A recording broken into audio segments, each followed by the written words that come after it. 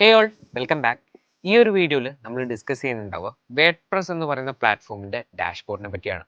WordPress എന്ന് പറയുന്ന platform നിങ്ങൾക്ക് വിത്തൗട്ട് കോഡിംഗ് ഒരു കംപ്ലീറ്റ് വെബ്സൈറ്റ് തന്നെ ഡെവലപ്പ് ചെയ്യാൻ വേണ്ടിയിട്ട് പറ്റുന്ന ഒരു പ്ലാറ്റ്ഫോമാണ്.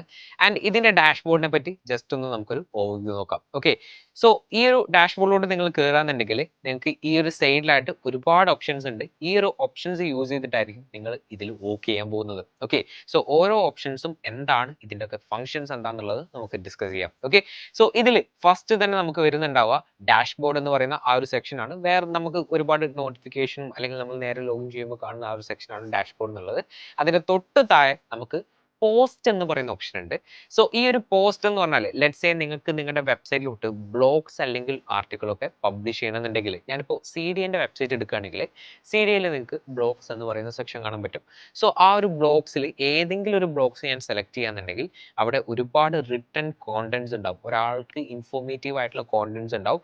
അതിൽ നമുക്ക് കമന്റ് ചെയ്യാനുള്ള ഓപ്ഷൻസ് ഉണ്ടാവും. സോ ഈ ഒരു സെക്ഷന് അല്ലെങ്കിൽ ഈ ഒരു പേജിനാണ് നമ്മൾ എന്ത് പറയുന്നുണ്ടാവും, പോസ്റ്റ് എന്ന് പറയുന്നുണ്ടാവുക. ഓക്കെ, ഇതേപോലെ പോസ്റ്റുകൾ നമുക്ക് നമ്മുടെ വെബ്സൈറ്റിലോട്ട് കൊണ്ടുവരുന്നുണ്ടെങ്കിൽ നിങ്ങൾ വരേണ്ട ഓപ്ഷൻ പോസ്റ്റ് എന്ന് പറയുന്ന ഓപ്ഷനാണ്. ഓക്കെ, ഇനി ഇതിന്റെ തൊട്ട് താഴെ നമുക്ക് വരുന്നത് മീഡിയ എന്ന് പറയുന്ന ഓപ്ഷനാണ്. നമ്മൾ നമ്മുടെ വെബ്സൈറ്റിലോട്ട് ഓഡിയോ ഫയൽസ്, വീഡിയോ ഫയൽസ്, ഇനി അതല്ല വേറെ PDF ഫയൽസ്, ഇങ്ങനെ ഒരുപാട് ഫയൽസ് നമ്മൾ അപ്ലോഡ് ചെയ്യുന്നുണ്ടാവും. ഈ എല്ലാ ഫയൽസും കൂടെ നിങ്ങൾക്ക് ഒറ്റ സ്ഥലത്ത് കിട്ടണമെന്നുണ്ടെങ്കിൽ, ആക്സസ് ചെയ്യണമെന്നുണ്ടെങ്കിൽ നിങ്ങൾ നേരെ വരേണ്ട ഓപ്ഷൻ എന്ന് പറഞ്ഞാൽ മീഡിയ ആണ്.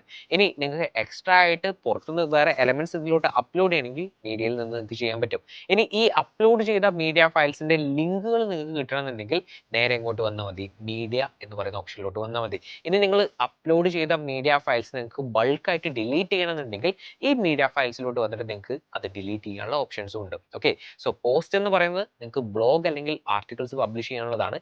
മീഡിയ എന്ന് പറയുന്ന ഓപ്ഷൻസ് എന്ന് പറഞ്ഞാൽ നിങ്ങൾക്ക് കംപ്ലീറ്റ് മീഡിയ മാനേജ് ചെയ്യാനും ആക്സസ് ചെയ്യാനും വേണ്ടിയിട്ടുള്ള ഓപ്ഷനാണ് മീഡിയ എന്ന് പറയുന്നത്.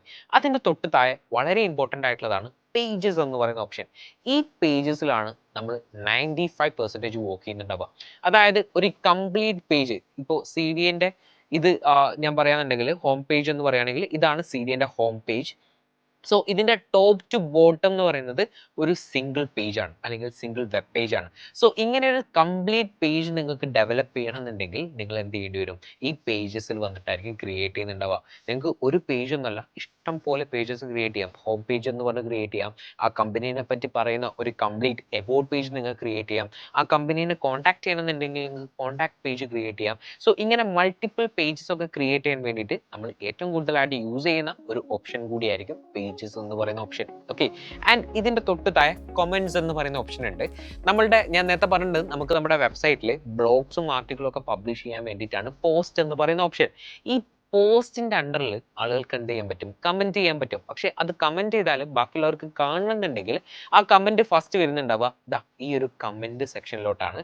ആൻഡ് ആ ഒരു കമന്റ് നിങ്ങൾ അപ്രൂവ് ചെയ്താൽ മാത്രമേ എന്ത് ചെയ്യുള്ളൂ, ബാക്കിയുള്ള ആളുകൾക്ക് അത് കാണാൻ പറ്റുള്ളൂ. നിങ്ങൾക്ക് വേണമെങ്കിൽ അത് ഡിലീറ്റ് ചെയ്യാം, അപ്രൂവ് ചെയ്യാം, എഡിറ്റ് ചെയ്യാം, നിങ്ങളുടെ വെബ്സൈറ്റ് ആണ്. സോ നമുക്ക് വേണ്ട രീതിയിൽ എന്ത് ചെയ്യാൻ പറ്റും, ആ ഒരു കമന്റിനെ മാനേജ് ചെയ്യാൻ പറ്റും. സോ അങ്ങനെ ഒരാൾ കമന്റ് ചെയ്താൽ കമന്റ് നേരെ വരുന്നുണ്ടാവുക കമന്റ് സെക്ഷനിലോട്ടാണ്. പിന്നെ ഈ ഫ്ലുവൻറ്റ് ഫോംസ് എന്ന് പറയുന്നത് ഞാൻ എക്സ്ട്രാ ആയിട്ട് ആഡ് ചെയ്ത ഒരു പ്ലഗിൻ ആണ്. പ്ലഗിൻ എന്താണെന്ന് ഞാൻ പറയുന്നുണ്ട്. എനിവേ നിങ്ങൾക്ക് കോൺടാക്ട് ഫോം അല്ലെങ്കിൽ ലീഡ് ഫോം ഒക്കെ വെബ്സൈറ്റിലോട്ട് കൊണ്ടുവരുന്നുണ്ടെങ്കിൽ നിങ്ങൾക്ക് യൂസ് ചെയ്യാൻ പറ്റുന്ന ഒരു പ്ലഗിൻ ആണ് ഫ്ലുവൻറ്റ് ഫോം എന്ന് പറയുന്നത്.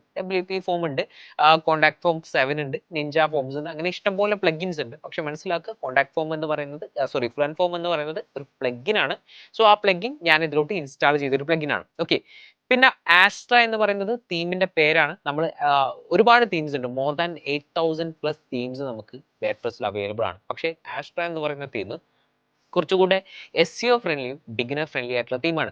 നിങ്ങൾ നാളെ ഒരു ക്ലയന്റിന് വേണ്ടി വർക്ക് ചെയ്യുന്ന ടൈമിൽ, അല്ലെങ്കിൽ നിങ്ങൾക്ക് ഇപ്പോൾ ഓൾറെഡി കിട്ടിയിട്ടുള്ള പ്രൊജക്റ്റിൽ മേ ബി ആസ്ട്ര തീം തന്നെ ആവണമെന്നില്ല. ഓക്കെ, സോ എല്ലാ തീമിന്റെ ബേസ് എന്ന് പറയുമ്പോൾ അവരുടെ ഒരു സ്ട്രക്ചർ തീരുമാനിക്കുന്നത് ഈ പറയുന്ന ആസ്ട്ര തീമാണ്. ഓക്കെ, അപ്പിയറൻസിലാണ് നമ്മൾ തീംസ് കാര്യങ്ങളൊക്കെ സെലക്ട് ചെയ്യുന്നുണ്ടാവുക. വെബ്സൈറ്റിന്റെ പ്രോപ്പർ സ്ട്രക്ചർ, ലേഔട്ട് കാര്യങ്ങളൊക്കെ നമ്മൾ അപ്പിയറൻസിൽ വന്നിട്ടാണ് സെറ്റ് ചെയ്യുന്നുണ്ടാവുക. ആൻഡ് ഫൈനലി ഈ പറയുന്ന പ്ലഗിൻസ് എന്ന് പറയുന്ന ഓപ്ഷൻ, നമ്മളൊരു മൊബൈൽ ഫോൺ വാങ്ങുന്ന ടൈമിൽ അതിൽ എല്ലാ ആപ്സും ഉണ്ടാവാൻ ചാൻസ് ഇല്ല. ഓക്കെ, അതായത് പുതിയ കാര്യങ്ങളോ അല്ലെങ്കിൽ പുതിയ ഫീച്ചേഴ്സോ ഒക്കെ കൊണ്ടുവരണമെങ്കിൽ നമ്മൾ ആപ്പുകൾ മൊബൈൽ ഫോണിലോട്ട് ഇൻസ്റ്റാൾ ചെയ്യാറുണ്ട്. അതേപോലെ വെബ്സൈറ്റിലോട്ട് എക്സ്ട്രാ ഫീച്ചേഴ്സ് അല്ലെങ്കിൽ ഫങ്ഷൻസ് കൊണ്ടുവരണമെന്നുണ്ടെങ്കിൽ നമ്മൾ എന്ത് ഇൻസ്റ്റാൾ ചെയ്യണം? പ്ലഗിൻസ് ഇൻസ്റ്റാൾ ചെയ്യണം. ഓക്കെ, ഒരുപാട് പ്ലഗിൻസ് ഉണ്ട്. വാട്സപ്പിന് വേണ്ടിയിട്ട് പ്ലഗിൻസ് ഉണ്ട്, അല്ലെങ്കിൽ നിങ്ങൾക്ക് വേറെ എന്തെങ്കിലും എക്സ്ട്രാ അടിപൊളിയായിട്ടുള്ള 3D എലമെന്റ്സ് കൊണ്ടുവരണമെങ്കിൽ അതിന് പ്ലഗിൻസ് ഉണ്ട്. ഞാനിപ്പോൾ നേരത്തെ പറഞ്ഞ പോലെ കോൺടാക്ട് ഫോമിന് പ്ലഗിൻസ് ഉണ്ട്, ഹെഡറിലോട്ടും ഇതിലോട്ടൊക്കെ ഒരുപാട് ഇഷ്ടം പോലെ പ്ലഗിൻസ് ഉണ്ട്. സോ അങ്ങനെ എക്സ്ട്രാ ഫീച്ചേഴ്സ് നമ്മൾ കൊണ്ടുവരണമെന്നുണ്ടെങ്കിൽ നമ്മൾ എന്ത് യൂസ് ചെയ്യണം? പ്ലഗിൻസ് യൂസ് ചെയ്യണം. ഓക്കെ, പിന്നെ തൊട്ട് താഴെ നമുക്ക് യൂസേഴ്സ് എന്ന് പറയുന്ന ഓപ്ഷൻ വരുന്നുണ്ട്. നിങ്ങൾക്ക് മൾട്ടിപ്പിൾ യൂസേഴ്സിനൊക്കെ സെറ്റ് ചെയ്യണമെന്നുണ്ടെങ്കിൽ നിങ്ങളുടെ വേർഡ്പ്രസ് വെബ്സൈറ്റിൽ വർക്ക് ചെയ്യാൻ വേണ്ടിയിട്ട് മൾട്ടിപ്പിൾ യൂസേഴ്സിനൊക്കെ സെറ്റ് ചെയ്യണമെങ്കിൽ യൂസേഴ്സിലോട്ടായിരിക്കും വരുന്നുണ്ടാവുക.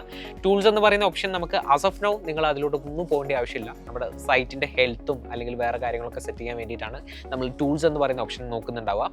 സെറ്റിംഗ്സ് എന്ന് പറയുന്ന ഓപ്ഷനിലായിരിക്കും നമ്മുടെ സൈറ്റിനെ പറ്റിയുള്ള ബേസിക് ഡീറ്റെയിൽസ് കാര്യങ്ങൾ, സൈറ്റ് ലൈവ് ആക്കുന്ന കാര്യങ്ങൾ, ഇതൊക്കെ നമ്മൾ സെറ്റിംഗ്സിൽ വന്നിട്ടായിരിക്കും സെറ്റ് ചെയ്യുന്നുണ്ടാവുക. ഓക്കെ, സോ ഒരു ഓവർവ്യൂ പറയുകയാണെങ്കിൽ നിങ്ങൾ ഇമ്പോർട്ടൻ്റ് ആയിട്ട് ഓർത്തിരിക്കേണ്ടത് പോസ്റ്റ് ഇമ്പോർട്ടൻ്റ് ആണ്, മീഡിയ ഇമ്പോർട്ടൻ്റ് ആണ്, പേജസ് ഇമ്പോർട്ടൻ്റ് ആണ്, അതേപോലെ പ്ലഗിൻസ് എന്ന് പറയുന്ന ഇമ്പോർട്ടൻ്റ് ആണ്, അപ്പിയറൻസ് എന്ന് പറയുന്ന ഓപ്ഷൻസ് ഇമ്പോർട്ടൻ്റ് ആണ്.